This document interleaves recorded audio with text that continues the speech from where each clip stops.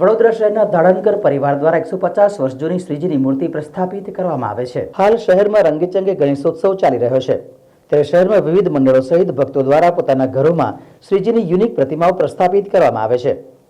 રાજમહેલ road વિસ્તારમાં આવેલ કુમેદાન ફળિયામાં રહેતા ધાડનકર પરિવાર છેલ્લા 150 વર્ષથી શ્રીજીની 1 ફૂટની માટીની પ્રાચીન મૂર્તિ પ્રસ્થાપિત કરે છે। જે વિશે માલતી રત્નાકર ધાડનકરે જણાવ્યું હતું કે અમારે ત્યાં 7 પેઢીથી ગણેશોત્સવમાં આ જ મૂર્તિ પ્રસ્થાપિત કરાય છે। મારા સસરાના પિતાના પૂર્વજો બાળપણથી આ મૂર્તિની પૂજા કરતા હતા। આ મૂર્તિની વિશેષતા એ છે કે આ મૂર્તિ માટીની બનેલી છે। અગાઉ તેના પર ઇકો ફ્રેન્ડલી એટલે કે નેચરલ કલરથી રંગરોગાન કરાયું હતું, પરંતુ સમય જતાં તે ઝાંખા પડવા લાગ્યા હતા, તેથી અમે તેના પર ઓઇલ પેઇન્ટ કલર કરાવ્યો હતો, જોકે તેને પણ 30 વર્ષનો સમય થઈ ગયો છે। આ શ્રીજી મહારાષ્ટ્રના અષ્ટવિનાયકની શ્રીજીની પ્રતિકૃતિથી પ્રેરિત છે।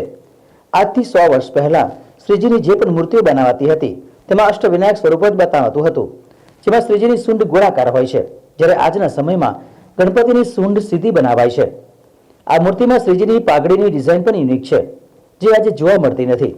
પહેલા અમારે ત્યાં દર ગુરુવારે અમારા પરિવારજનો મળીને મૂર્તિની પૂજા કરતા હતા। તેમને માત્ર બાલુશાહીનો પ્રસાદ ધરાવાતો હતો। આ શ્રીજીને બાલાજી નામ અપાયું હતું, જોકે આજે પણ સમયાંતરે આરતી પૂજા કરવામાં આવે છે।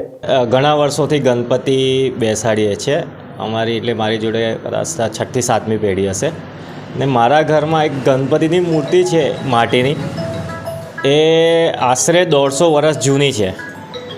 એમાં મારા દાદા એવું કહેતા હતા કે એમના વડીલ જે હતા, મારા દાદાના ફાધર, એ એમને એવું કહેતા કે અમે નાનપણથી આ મૂર્તિની પૂજા કરીએ છીએ અને માટીની મૂર્તિ છે। ને આમ અમે અંદાજે ગણવા જઈએ ને મેં જે આના એક્સપર્ટ છે એમને બી પૂછ્યું તો એમને મૂર્તિ જોઈને એવું કીધું કે આ મૂર્તિ આશરે 100 વર્ષની ઉપર, 100 થી 150 વર્ષની ઉપર હોવી જોઈએ, કારણ કે એની જે બનાવટ છે એ 100 કે 150 વર્ષ પહેલાં આવી બનાવટ થતી હતી, બરાબર છે। એમાં વિશેષતાઓ એવી છે કે પહેલાં જે મૂર્તિ હતી અમારી, એના પર ઓરિજિનલ કલર હતો, નેચરલ કલર, એના પછી અમે કરાયો છે। બીજી વિશેષતા એની સૂંઢ તમે જોશો ને તો આવી સૂંઢવાળી મૂર્તિ હવે કશે જોવા નહીં મળે। કોઈની પાસે જૂની મૂર્તિઓ હશે કે જૂની પથ્થરની મૂર્તિઓ હશે તો મળશે। બીજી એની પાઘડી, એની સ્ટાઇલ અલગ છે આખી, બરાબર છે। એની બેઠક, એ બેઠકની સ્ટાઇલ બી આખી અલગ છે। એના પર જે કામ કર્યું છે, એની આંખો તમે જોશો ને તો જે ગણપતિ એટલે આપણે ગજ એટલે હાથીનું રૂપ કહીએ, તો એની આંખો સેમ હાથી જેવી લાગશે તમને, એ ટાઈપની બનાવેલી છે।